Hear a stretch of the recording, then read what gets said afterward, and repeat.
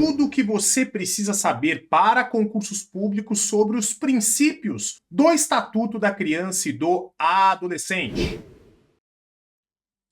Olá, eu sou o professor Gustavo Cordeiro, promotor de justiça em São Paulo, professor do Estratégia Carreiras Jurídicas e quero falar sobre os princípios do ECA com uma perspectiva voltada para concursos públicos. Primeiro princípio fundamental, que é a base doutrinária do Estatuto da Criança e do Adolescente, é o princípio da proteção integral. O artigo 1º diz que esta lei, o ECA, dispõe sobre a proteção integral à criança e ao adolescente. Diferentemente do antigo Código de Menores, de 1979, que se baseava na doutrina da situação irregular, em que nós não tínhamos todas as crianças e todos os adolescentes contemplados ali como sujeitos de direitos, aqui no ECA passamos a ter a proteção integral reconhecida à criança e ao adolescente. Significa dizer que, se antes nós tínhamos crianças e adolescentes sendo considerados como meros objetos de relações jurídicas, aqui no ECA, a proteção integral assegura que todos os direitos fundamentais inerentes à pessoa humana, como, por exemplo, os direitos fundamentais que estão no artigo 5º da Constituição, são assegurados às crianças e aos adolescentes. E mais, sem prejuízo de toda a proteção integral assegurada pelo ECA às crianças e aos adolescentes. Portanto, quando falamos do princípio da proteção integral, queremos dizer que crianças e adolescentes têm direito tanto aos direitos fundamentais inerentes a todas as pessoas humanas, como, por exemplo, aqueles que estão no artigo 5º, que são inerentes, por exemplo, a todos os adultos, mas também temos uma outra parcela de direitos fundamentais reconhecidos especificamente às crianças e adolescentes como pessoas em desenvolvimento, como, por exemplo, o direito de brincar, como, por exemplo, o direito de ser educado e corrigido sem castigos físicos ou sem castigos vexatórios. Portanto, a proteção integral, ela assegura todos os direitos fundamentais inerentes às pessoas adultas e também direitos fundamentais específicos para as crianças e para os adolescentes. A proteção é integral. Todas as crianças e todos os adolescentes se sujeitam a esses direitos. Segundo princípio da criança e do adolescente como sujeitos de direitos. O artigo 100, parágrafo único, inciso 1, assegura que crianças e adolescentes são sujeitos de direitos, portanto, são titulares de direitos previstos na Constituição e previstos no próprio ECA. Ou seja, se a antiga sistemática do Código de Menores tratava crianças e adolescentes como objetos de relações jurídicas, o ECA assegura que essas crianças e esses adolescentes são sujeitos de direitos e mais, sujeitos de direitos fundamentais. Terceiro princípio do superior interesse da criança e do adolescente. Se no antigo Código de Menores, 79, tínhamos a decisão do juiz de menores sempre pautada naquilo que era mais conveniente para os adultos, aqui no ECA, todas as decisões que envolvam crianças e adolescentes devem tomar em consideração o que é mais importante para a criança. Ou seja, eu não vou tomar a decisão mais conveniente ao olhar dos adultos, eu vou tomar a decisão que melhor atende o superior interesse da criança e do adolescente. Outro princípio importante é o princípio da prioridade absoluta. Vejam,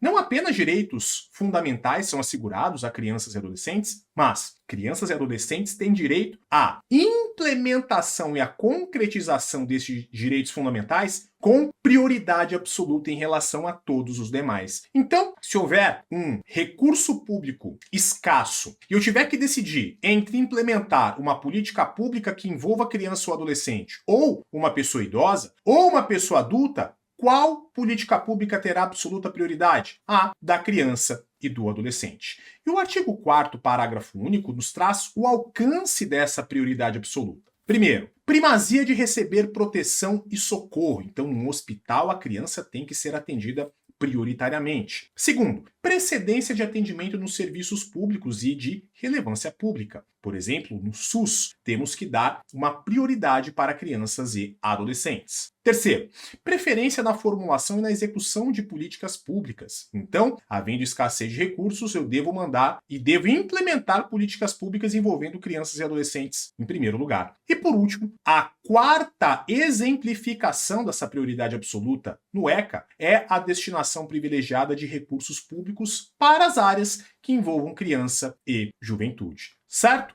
Próximo princípio, o princípio da responsabilidade primária e solidária do poder público. Vejam, é verdade que não apenas o poder público é o agente incumbido de concretizar os direitos fundamentais de crianças e adolescentes. Temos uma responsabilidade tripartite. O poder público, ou seja, o Estado, e também a sociedade, bem como a família, terão esses três agentes responsabilidade de implementar e de concretizar os direitos fundamentais de crianças e adolescentes. Mas quando falamos em ações do poder público, a ideia é mais ou menos a seguinte: a responsabilidade do poder público é primária em relação à sociedade e à família. É ele que, em primeiro lugar, deve intervir para concretizar direitos fundamentais de crianças e adolescentes. E essa responsabilidade, além de primária do poder público, ela é solidária entre as três esferas de governo. Portanto, tanto a União pode ser demandada quanto os estados e Distrito Federal, assim como os municípios. Todos esses entes poderão ser demandados solidariamente, sem ordem de prioridade. O único ponto que é ressalvado aqui é o seguinte: o atendimento em relação às crianças e adolescentes, ele será municipalizado. Certo? Então, as entidades de acolhimento institucional, por exemplo,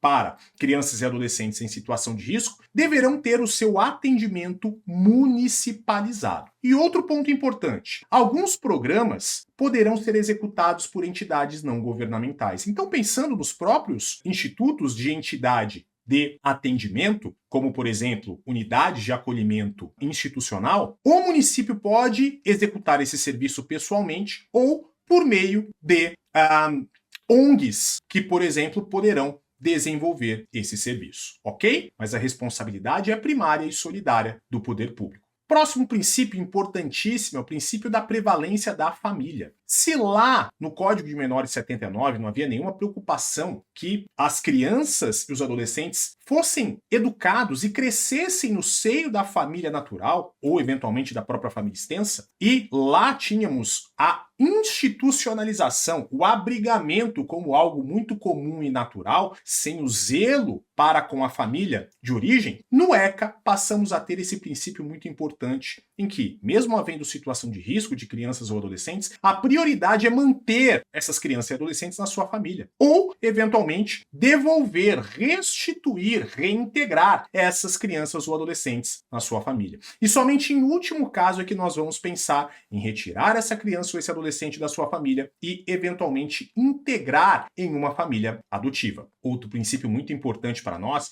é o princípio da responsabilidade parental. Há, evidentemente, na sociedade atual, uma tendência de terceirizar responsabilidades, mas o ECA deixa claro que aquilo que é responsabilidade dos pais, os pais deverão assumir os seus deveres para com aquela criança e para com aquele adolescente que sejam seus filhos, sob pena de responsabilização desses pais. Outro princípio muito relevante é o princípio da intervenção precoce. O poder público deverá intervir precocemente, ou seja, logo que a situação de risco a criança ou adolescente sejam conhecidas. Não pode postergar essa intervenção sob pena de perpetuar o sofrimento e o perigo à criança ou o adolescente. Mas a intervenção do Estado deve ser mínima, ou seja, somente aquelas autoridades e aquelas instituições cuja atuação seja indispensável para a proteção da criança e do adolescente é que poderão ser efetivamente objeto de intervenção naquele caso concreto, até para proteger a criança e o adolescente de uma exposição indevida.